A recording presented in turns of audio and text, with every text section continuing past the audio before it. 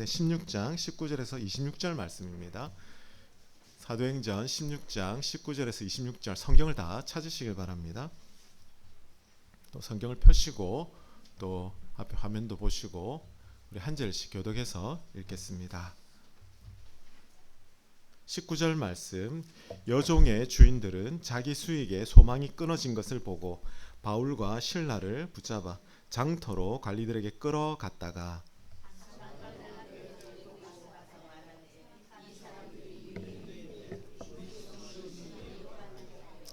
로마 사람인 우리가 받지도 못하고 행하지도 못할 풍속을 전한다 하거늘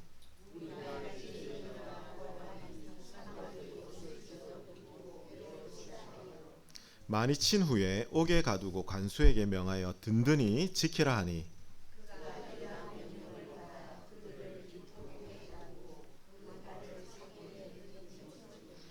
한밤중에 바울과 실라가 기도하고 하나님을 찬송하며 제수들이 듣더라.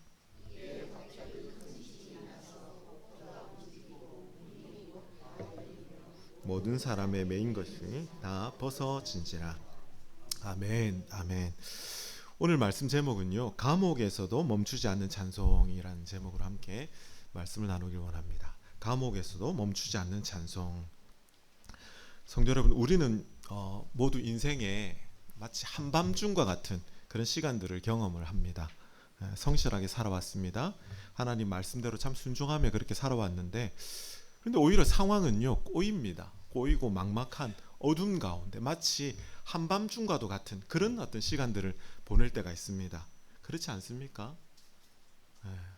그럴 때 우리는 마음속에 이런 생각을 하게 되죠. 내가 그동안 잘 믿었는데 삶이 조금 더 편해져야 되지 않는가. 신앙이 있는데 적어도 이런 고난은 좀 피해야 되지 않는가. 이런 일들이 왜 나에게 닥쳤을까? 우리에게 닥쳤을까? 이런 생각들을 하게 되는 거죠. 그러나 여러분, 현실은요, 그렇지 않습니다. 신앙생활을 해도요, 억울한 일을 겪기도 합니다. 이해할 수 없는 고난을 만나기도 합니다. 그럴 때 여러분, 마음 깊은 곳에서 이런 질문이 나오죠. 왜 이런 일이 나에게 생겨야 되는가? 도대체 하나님은 지금 뭐 하고 계시는가? 하나님은 진짜 계신 것이 맞는가? 여러분, 오늘 본문에 보면 바울과 실라, 지난 시간 우리 갈등을 통해서 이제 1차 전도 여행을 마무리하고 바울과 실라가 또 바나바와 또 마가가 또 이렇게 나눠져 가지고 복음이 확장되었던 그 내용을 우리가 기억합니다. 자, 바울과 실라가요, 지금 빌립보로 이렇게 오게 되었는데, 바울과 실라가 지금 그런 질문에 지금 서 있습니다. 그들은요, 죄를 지어서 지금 고통을 당하지 않습니다. 하나님의 일을 하다가 감옥에 갇히게 됐습니다. 억울하게 매를 맞았습니다. 옷이 찢어졌어요. 발에는 착고, 아시죠? 꼼짝도 못하는, 아마 드라마에서 봤을 것 같은데 착고가 지금 차여져 있습니다. 그리고 깊은 감옥 가운데 갇히게 되었다는 거죠. 그런데 여러분, 성경은요, 우리에게 놀라운 장면을 보여줍니다. 깊은 이 한밤중 가운데 그들은 하나님께 기도하고 있습니다. 그리고 감옥 한가운데서도 무엇 합니까? 하나님을 찬송하고 있습니다. 찬양하고 있습니다. 여러분, 가장 어떻게 보면 비참한 지금 상황입니다. 가장 그런 정말 억울한 상황인 것 같은데, 그런 상황 가운데 가장 뜨거운 찬송이 흘러나오고 있다는 거죠. 여러분, 솔직히 말하면 이것은 좀 자연스러운 모습은 아니잖아요. 우리가 참 원치 않는 고통, 고난을 당하게 되면 자연스러운 반응은 무엇입니까? 원망이죠. 원망. 좌절입니다. 좌절. 하나님께 따질 수 있는 거죠. 물론 하나님께 토로하고 따질 수도 있습니다. 이것이 어떻게 보면 가장 인간적인 모습이라 할 수 있습니다. 우리는요, 고난이 오면 하나님을 신뢰하기보다 하나님을 의심하게 됩니다. 의심하게 되죠. 그런데 오늘 본문은요, 우리에게 놀라운 역설을 보여줍니다. 역설을. 복음은 사람의 상황을 먼저 바꾸지 않습니다.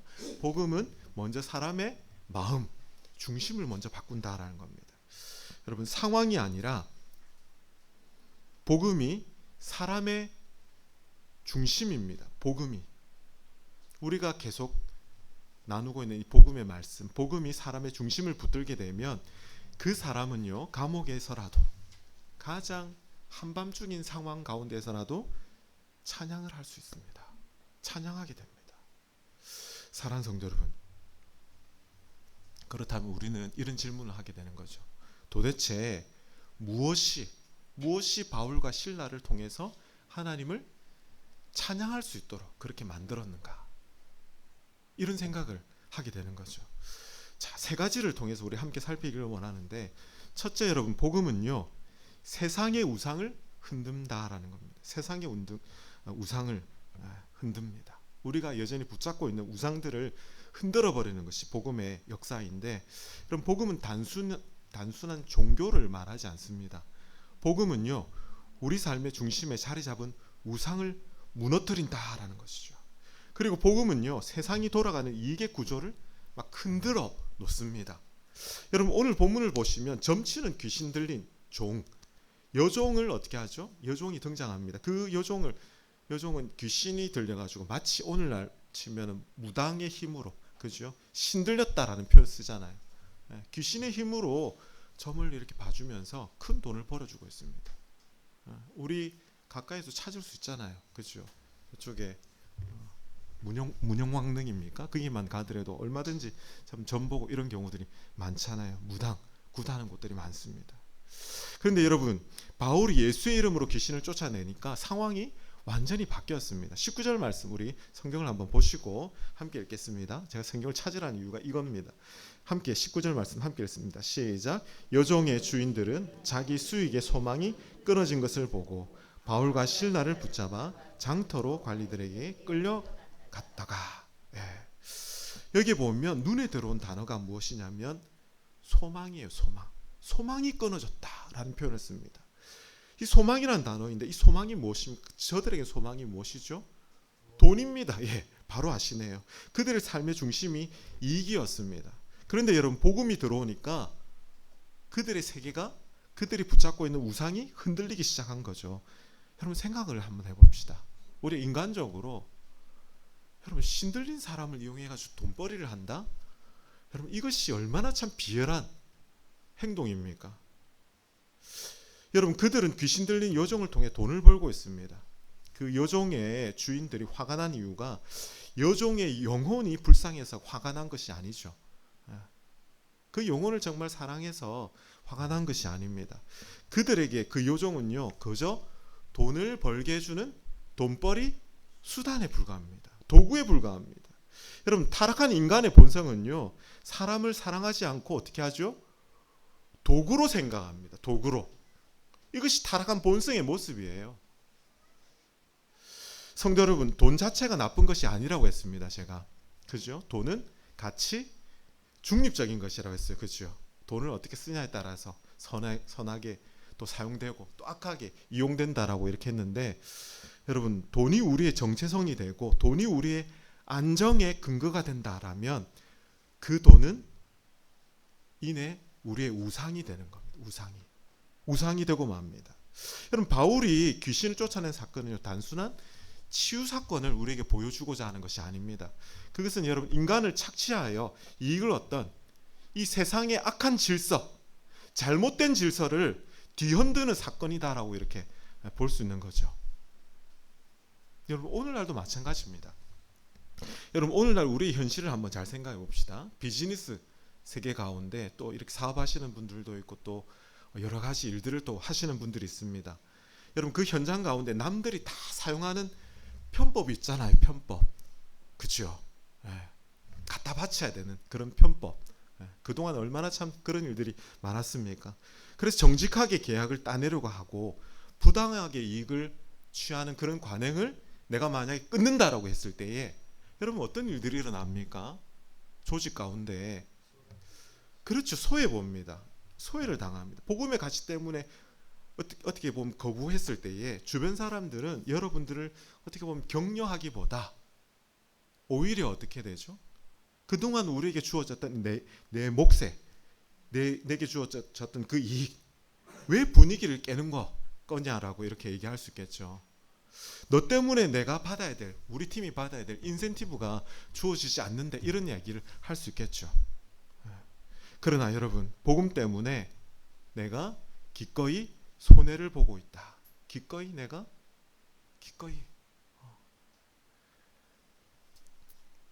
양보하고 있다. 그렇다면 여러분은 지금 바울과 실라처럼 세상이 붙들고 있는 이 우상을 흔들고 있다라고 생각하시면 되겠습니다. 여러분 사실 역사를 보면 복음이 들어간 곳마다 참 이런 일들이 일어났습니다. 초대교회에 여러분 어떤 일이 있었냐면 그 당시만 해도 고대 사회니까 노예라는 것들이 있었잖아요. 종들이 있었습니다. 종들에게는 인권이 없잖아요. 그리고 그 종들이 복음을 받았습니다. 제가 일전에도 이제 그 장로님 또 이제 언급을 했는데 이자익 장로님, 그 장로님도 언급을 했지만 종이 장로가 됐어요. 그렇죠. 노예들이 복음을 듣고 자신이 어떤 존재라는 것, 자신들이 하나님의 형상으로 지음을 받은 존재다라는 것을, 창조된 존재다라는, 존귀한 존재다라는 것을 깨닫게 되었습니다. 제가 오늘 이 말씀 우리 교동문 통해서 제가 참 좋아하는 부분이 뭐냐면, 땅에 있는 하나님의 성도들은 어떤 존재다라고 얘기합니까? 존귀한 자다라고 이렇게 얘기합니다. 우리 모두가 주님 안에서 존귀한 줄 믿습니다. 자, 우리 앞뒤 자료를 보시면서 한번 그렇게 격려 축복했으면 좋겠습니다. 당신은 주님 안에서 존귀한 자입니다. 네, 정말 이것이 우리의 정체성이죠. 그리스도 안에서 주어진 우리의 정체성인데, 그러다 보니까 그 결과가 어떻게 됩니까? 노예 제도라는 것이 흔들리게 되는 거죠. 그동안 잘못된. 또 어떤 지역에서는 복음이 전해지니까 술집과 도박장이 문을 닫기 시작하게 된 거죠. 왜 그렇습니까? 우리 구한말에도 그런, 우리 교회사에 보면 원님들이요, 기독교인들이 있는 곳에는 함부로 그냥 탈세를 못하는, 그냥 이 뭡니까, 과하게 재산을 몰수하지 못하는, 그들이 기독교인들의 눈치를 봤다라는 그런 정말 아름다운 기록들이 있습니다. 왜 그렇습니까? 사람들이 변하기 때문에 그렇습니다. 변하기 때문에. 성도 여러분, 복음은 여러분 단순한 마음의 위로가 아닙니다. 우리에게 위로도 주지만 복음은 우리에게 위로만 주는 말씀이 아니라 복음은 사람을 바꾸는 능력이 있습니다. 할렐루야. 여러분, 삶의 방향을 바꾸고, 정답이 뭐냐면 세상의 질서까지, 구조까지 흔드는 하나님의 능력이 이 복음 가운데 있다라는 것이죠. 우리 한번 고백해 봅시다. 복음에는 세상의 질서까지 흔듭니다. 하나님의 능력이 있습니다. 네, 질서까지 흔드는 그런 능력이 있다는 것이죠. 그래서 여러분, 정말 복음을 제대로 우리가 전하고 드러낸다면 세상은 사실은 불편하게 됩니다. 복음으로 인해서 오히려 복음을 두려워합니다. 성도 여러분, 복음은 우리의 영혼만 구원하는 것이 아니라 복음은 우리의 삶을 바꾸고 우리의 가치관까지 바꾸는 그런 능력이 있는 것이 바로 복음입니다. 우리의 삶의 구조까지 뒤흔드는 하나님의 능력임을 여러분 믿으시기를 축복합니다. 여러분, 두 번째로 하나님의 사람도 고난을 피하지 못한다라는 것을 오늘 말씀을 통해서 보여줍니다. 여러분, 복음을 보면 본문 말씀 23절 말씀을 한번 보세요. 군중이 일어나고 관리들이 바울과 실라를 때리는 그런 모습이 나옵니다. 23절 다 같이 읽어봅시다. 시작. 많이 친 후에 든든히 지키라 하니. 아멘. 그들은요, 억울하게 지금 매를 맞았습니다. 재판도 제대로 받지 않았잖아요. 깊은 감옥 가운데 그냥 던져졌습니다. 24절 말씀을 보면 그가 이러한 명령을 받아 그들을 깊은 옥에 가두고 그 발을 착고에 든든히 채웠다. 단순한 구금이 아니라 가장 어떻게 보면 고통스럽고 절망적인 그런 상황 가운데 내던져졌다, 감금했다라고 이렇게 말씀하고 있습니다. 여기서 여러분 우리가 생각해야 될 부분이 있습니다. 지금 바울은요, 하나님의 뜻을 벗어난 것이 아니잖아요. 사도행전을 보면 여러분 바울은요, 지금 성령 하나님의 인도하심을 받아서 지금 이곳 빌립보로 왔습니다. 자, 사도행전 16장 8절 이하를 보면, 성경을 가지신 분은 보시길 바랍니다. 바울이 드로아에 있을 때에 환상을 봅니다. 당시에는 이제 환상을 통해서 하나님 역사하시니까 환상을 통해서 와서 우리를 도와달라. 젊은이가, 청년이 그렇게 바울을 간절하게. 그러니까 바울이 우리 튀르키예 가신 분들 기억나실 거예요. 배를 건너가지고 그죠? 마게도니아로 건너갑니다. 빌립보로 갑니다. 하나님의 부르심이라고 그가 믿었기 때문에 그런 거죠. 여러분 만약에 우리가 바울의 입장이라면 이런 생각이 들지 않겠습니까? 하나님의 부르심을 받아서 내가 이렇게 왔는데 왜 하나님은 이런 고난의 상황을 막아주지 않으실까? 이런 생각을 할 수 있습니다. 그런데 이거는 사실은 자기 중심적인 생각일 수 있습니다. 우리는 또한 이렇게 생각할 수 있습니다. 내가 하나님께 순종을 하면 하나님은 나에게 좀 뭔가 어려움을 좀 막아주셔야 되는데 좀 순탄하게 좀 사역이 팍 열려야 되는데 왜 하나님 그렇게 하지 않으실까? 이 또한 무엇입니까? 우리가 생각하는 인과응보적인 그런 어떤 신앙이라 할 수 있습니다. 여러분 성경은 분명하게 우리에게 무엇을 말하냐면 의인도 고난을 당한다라고 이렇게 말씀합니다. 여러분 우리 힘으로는 도저히 벗어날 수 없는 이 상황, 착고에 매인 이 상황. 그런데 성경은 의인도 고난을 당한다. 바로 그때 하나님은 우리에게 한 가지 중요한 사실을 가르쳐 주시기 위해서 이러한 어려움 가운데 우리를 인도하시는데 오직 하나님만이 우리를 해방하실 수 있는, 우리를 구원하실 수 있다는 사실을 믿을 수 있도록 하기 위해서 그렇게 하시는 거죠. 그래서 여러분 고난은요 우리를 사실 겸손하게 만듭니다. 그리고 우리를 십자가 앞으로 나아가도록 말할 수 없는 그 고난을 당하셨던 그 주님께로 인도하는, 주님께로 이끄는 귀한 하나님의 인도하심이 있다라는 것이죠. 성도 여러분, 믿음은요 고난을 면제해주는 보험이 아닙니다. 믿음은 고난을 면제해주는 보험이 아닙니다. 예수님도 이렇게 우리에게 말씀하셨습니다. 이 말씀이 저와 여러분에게 위로가 되길 바랍니다. 우리 다 같이 함께 앞에 말씀 16장 요한복음 16장 33절 말씀 읽겠습니다. 시작. 너에게 이르는 것은 너희로 내 안에서 평안을 누리게 하려 하니 세상에서 너희가 환난을 당하라. 담대하라. 내가 세상을 이기었노라. 아멘. 여기에 분명히 세상에서 너희가 환난을 당하나, 어려움을 당하나, 고난을 당하나 어떻게 하라고요? 담대하라 말씀하십니다. 여러분 한 주간도 담대할 수 있는 저와 여러분 될 수 있기를 축복합니다. 담대하라 말씀합니다. 담대하라. 왜 우리가 담대할 수 있습니까? 주님께서 이 고난을 먼저 이기셨기 때문에, 세상을 이기셨기 때문에 그렇습니다. 여러분 우리는 인생 속에서 여러 가지 참 위기를 참 맞이합니다. 제가 계속해서 우리가 기도 제목 나눌 때에 신방을 하고 난 뒤에 기도 제목이 없는 가정이 없다.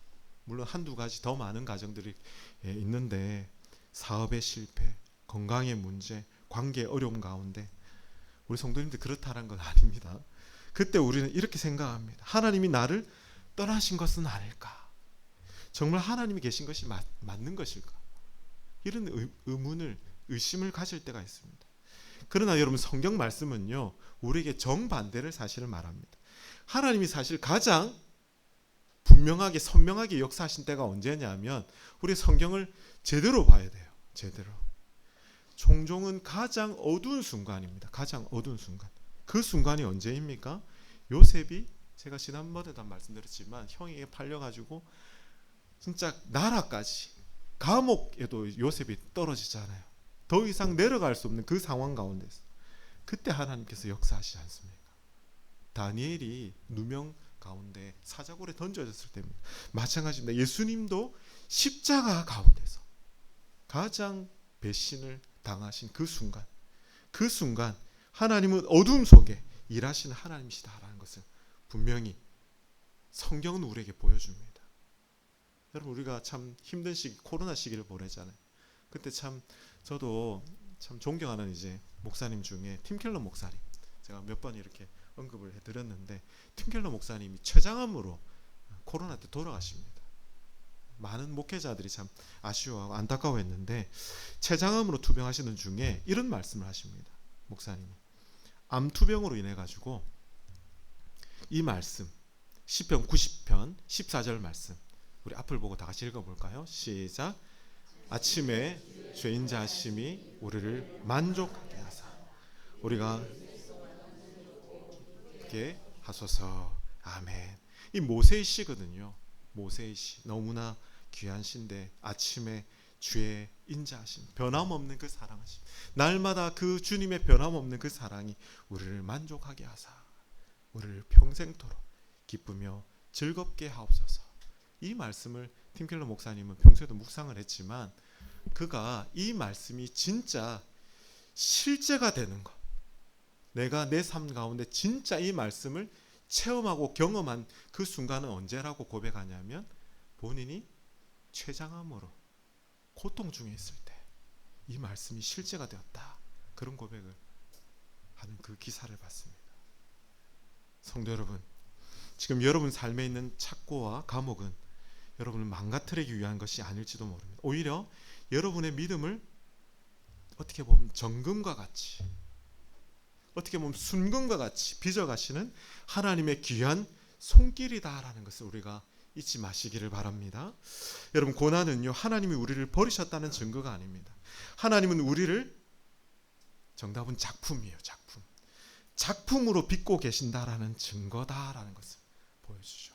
우리를 여전히 빚으시고 계신 하나님, 아름다운 작품으로 빚으시는 그 하나님. 여러분, 그래서 성도의 고난은요, 하나님의 부재가 아니라 하나님의 더 깊은 역사 속으로 들어가는 귀한 통로의 길이다, 과정이다라는 것을 우리에게 보여줍니다. 우리 옆 사람에게 한번 또 축복이 있으면 좋겠습니다. 당신은 하나님의 빚으시는 작품입니다. 하나님이 빚으시는 작품입니다.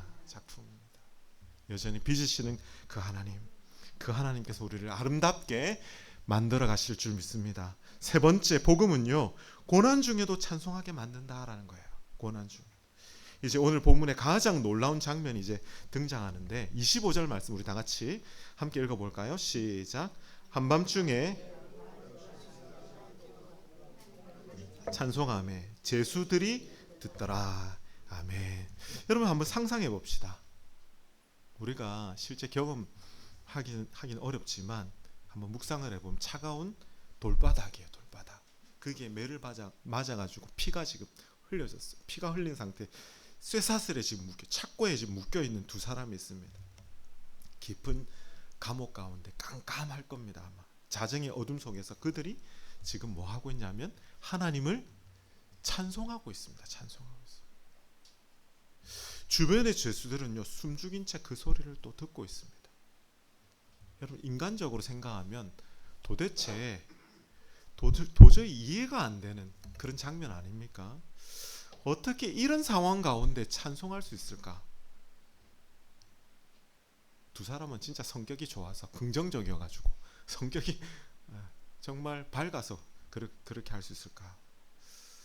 그들은 여러분, 그것이 아니라 복음을 알고 있었기 때문이죠. 그들은 알고 있었습니다. 무엇을 알고 있었냐면 예수님이 나를 위해서 더 깊은 감옥에 들어가셨다는 그 사실을 알고 있었기 때문에 그런 거죠. 예수님은 십자가에서 완전히 버림을 받으셨습니다. 왜 그렇게 되셨습니까? 우리의 죄 때문에, 우리가 받아야 될 그 형벌을 대신 받으셨기 때문에 그렇습니다. 왜 그렇게 하셨습니까? 왜 그렇게 주님께서 고통을 당하셨습니까? 저와 여러분들을 자유하게 하기 위해서, 우리를 살리기 위해서 그렇게 하신 것이죠. 그래서 여러분, 이제 우리는 어떤 상황 가운데서도 우리가 정말 붙잡을 수 있는 것이 무엇이냐면 주님께서 그렇게 하셨기 때문에 우리는 절대로 하나님께 버림받지 않습니다. 믿으십니까? 우리는요, 주님께서 그렇게 하셨기 때문에 사망이나 생명이나 그 어떠한 것도 그리스도의 사랑에서 우리에게서 끊을 자가 없다라고 우리에게 말씀하시는 것이죠. 여러분, 이것이 복음입니다. 할렐루야. 이것이 복음이에요. 이것이 복음. 어떠한 상황 가운데서도 하나님께 버림받지 않는다라는 그 사실. 여러분, 이 복음을 아는 사람은요, 상황을 보지 않습니다. 상황만을 바라보지 않습니다. 하나님의 은혜를 바라봅니다. 하나님의 은혜를. 성도 여러분, 우리는 연약한 존재입니다. 고난 속에서, 고난 당할 때, 어려움을 당할 때 쉽게 낙심하고 때로는 원망하기도 하고 때로는 스스로 위로하려고 애쓰는 그런 모습이 우리 아닙니까? 그런데 우리를 위해서 주 예수 그리스도께서 십자가 위에서 이렇게 기도하셨죠. 아버지여, 저들의 죄를 용서하여 주옵소서. 아버지여, 저들을 용서하여 주옵소서. 사하여 주옵소서. 그리고 주님은 죽음을 이기고 부활하셨습니다. 그리고 부활의 생명을 저와 여러분에게 주셨습니다. 할렐루야. 여러분, 이것이 복음입니다. 이것이 복음이에요. 이것이 복음. 여러분, 주님의 부활의 능력이 우리 안에 있을 때에 우리는요, 감옥 같은 상황이라 할지라도, 아무리 어둡고 깜깜한 절망적인 상황이라 할지라도 찬송할 수 있는 은혜가 우리에게 있는 줄 믿습니다. 성도 여러분, 복음은요, 상황을 뛰어넘는 기쁨을 줍니다. 세상의 기쁨은요, 상황에 묶여 있잖아요. 돈이 있어야 기뻐요. 세상은 일이 잘 돼야 기쁩니다. 사람들에게 인정을 받아야지 우리가 기쁩니다. 이것이 세상이 주는 기쁨입니다. 그러나 여러분, 복음의 기쁨은 다릅니다. 상황을 뛰어넘습니다. 그래서 감옥에서도 찬송이 흘러나올 수 있는 것이죠. 25절 말씀을 보면 우리가 또 하나 중요한 표현이 있습니다. 25절 말씀 우리가 읽었지만 죄수들이 듣더라. 이 찬송하는 소리가 공명이 되어가지고 감옥에서 울릴 때에 깜깜하고 조용하니까 죄수들이 그 소리를 듣는 거예요. 이 찬송은요, 단순히 개인의 경건이 아닙니다. 감옥 전체 찬송이 듣고 있는 것이죠. 여러분, 고난 속에서도 하나님 신뢰하는 모습은요, 세상을 향한 강력한 증거가 될 수 있다는 것이죠. 사람들은요, 우리가 잘 될 때, 우리가 막 찬송하고 노래 부를 때 사람들은 잘 되니까 당연히 찬송하고 막 노래 부르는 거, 그게 별 관심이 없습니다. 그렇지 않습니까? 그러나 여러분, 만약에 우리가 암 선고를 당할 때, 또 사업이 만약에 무너졌을 때, 자녀의 문제로 마음이 찢어질 때에, 여러분, 그럼에도 불구하고 우리가 정말 떨리는 목소리 가운데, 때로는 우리가 정말 좌절하고 낙심되는 순간도 있지만, 그러나 여전히 주님의 그 은혜 가운데 있다라면, 우리가 좀 전에 예배 전에 찬송했잖아요. 주 안에 있는 나에게 딴 근심 있으랴, 십자가 밑에 내 짐을 풀었네. 그 찬양을 부르는 그 은혜, 세상은요, 그 찬양, 그 찬송 소리에 귀를 기울이게 되어 있습니다. 그러면서 뭐라고 얘기합니까? 저 사람은 도대체 어떤 믿음이 있기에, 어떤 믿음을 가졌기에 저런 상황 가운데서도 어떻게 찬송을 부를 수 있을까? 찬양할 수 있을까? 세상 사람들은요, 그렇게 보지 않겠습니까? 성도 여러분, 고난 속에서 들으시는 정답은 찬송입니다. 찬송, 찬양. 이 찬양은 세상을 향한 가장 강력한 전도가 됩니다. 초대교회 역사 가운데도 이런 일들이 많이 있었죠. 많은 성도들이 여러분 박해 속에서도 여러분 찬송을 멈추지 않았습니다. 어떤 성도들은요, 로마 원형 경기장에 사자들에게 던져졌습니다. 그럼에도 불구하고 심지어 그 가운데서 찬송을 부르는 거예요. 많은 사람들이 그 모습을 보고 충격을 받는 거예요. 어떻게 저 상황 가운데서 찬송할 수 있을까? 찬양할 수 있을까? 노래할 수 있을까? 여러분, 그 이유는요, 단 하나뿐입니다. 그들에게는 예수님이 예수 그리스도께서 가장 큰 소망이고 기쁨이고 가장 큰 그들이 붙잡을 수 있는 유일한 목적이기 때문에 그랬다는 것이죠. 여러분, 찬송은 환경에서 나오지 않습니다. 오직 그리스도의 복음에서 나오는 줄 믿습니다. 성도 여러분, 우리가 상황이 좋아서 부르는 노래는요, 세상의 노래일 수 있습니다. 세상의 노래는 내가 기분이 좋을 때 부르고, 여러 가지 참 그런 상황 가운데 부르는 가요일 수 있겠죠. 그러나 어둠 속에서 부르는 노래는요, 하늘의 권능이 됩니다. 그리스도인이 부르는 찬송의 크기는요, 내가 처한 어둠의 깊이가 아니라 나를 위해 십자가를 지신 그 예수님의 사랑에, 그 깊이 가운데, 그 비례 가운데 나아간다는 것이죠. 이제 말씀을 정리하고자 합니다. 사랑하는 성도 여러분, 오늘 본문을 마무리하면서 여러분, 이 사실을 우리가 다시 기억하길 바랍니다. 복음은요, 우리가 붙잡던 세상의 우상을 뒤흔드는 능력이 있다라는 것을 우리가 한 주간 동안 묵상하길 바랍니다. 복음은 하나님의 사람도 이 고난을 피하게 하지 않는다라는 거예요. 의인도 고난을 당한다라는 그 사실. 그러나 주님께서 세상을 이기셨기 때문에 고난을 당할 때 담대할 수 있는 저와 여러분 될 수 있기를 축복합니다. 그리고 복음은요, 그 고난 속에서도 그럼에도 불구하고 찬송이 멈추지 않게 하는 그 능력이 있다는 것이죠. 본문을 보면 하나님은 어떻게 하십니까? 지진을 일으키십니다. 감옥 문을 여십니다. 그러나 여러분 우리가 기억해야 될 것은요, 오늘 본문의 진짜 기적은 무엇입니까? 지진을 통해서 막 감옥 쇠사슬이 착고가 끊어진 것이 기적이 아니라, 여러분 감옥 안에서 바울과 실라의 이 마음, 그들이 감옥 깊은 곳에 있었지만 여전히 그들은 복음 안에서 자유하고 있다라는 이 모습이 진짜 기적입니다. 여러분 믿으십니까? 이것이 진짜 기적이죠. 사랑하는 성도 여러분, 지금 여러분을 가두고 있는 것은 무엇입니까? 물질의 어려움입니까? 사람들의 비난입니까? 설명할 수 없는 아픔 가운데 있는 것입니까? 우리는 우리의 힘으로 그 문을 열 수가 없습니다. 이것이 우리의 한계죠. 이것이 우리의 참 안타까운 상황입니다. 그러나 성도 여러분, 그리스도께서 이미 승리하셨다라는 것, 우리를 위해서 감옥에 갇히시고 십자가에 죽으시고 죽음의 문을 깨뜨리시고 부활하신 그 예수님께서 여전히 우리와 함께하고 있다라는 이 사실, 이 복음을 붙잡는 저와 여러분 되시기를 축복합니다. 한 주간 그 은혜를 바라보십시오. 상황을 보지 마시고 그 은혜를 바라보십시오. 그리스도 안에서 저와 여러분은 이미 자유한 사람입니다. 믿으십니까? 그리스도 안에서 우리는 이미 자유한 사람이에요. 여러분, 우리의 기쁨은 결코 환경에 있지 않습니다. 상황에 있지 않습니다. 우리의 기쁨은요, 예수 그리스도 안에 있습니다.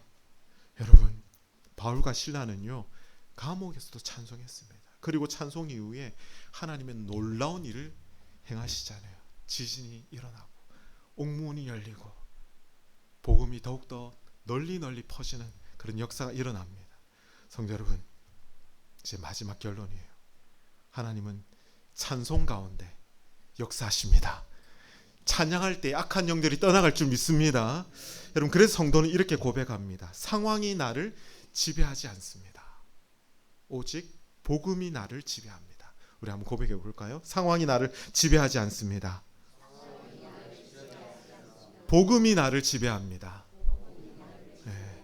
그리고 우리는 깨닫습니다. 우리가 감옥 같은 그런 현실이라 할지라도, 그런 순간에 있다 할지라도 찬송할 수 있는 이유는요, 감옥보다 훨씬, 정답은 크신이에요. 크신, 훨씬 크신 하나님을 우리가 알고 있기 때문에, 할렐루야, 그 하나님의 역사하심을 우리가 기대하기 때문에 찬송으로 나아가는 올 한 주간도 우리 삶 가운데 구체적으로 찬양이 맴도는, 찬양으로 고백되어지는 한 주간이 되기를 주님의 이름으로 축복합니다.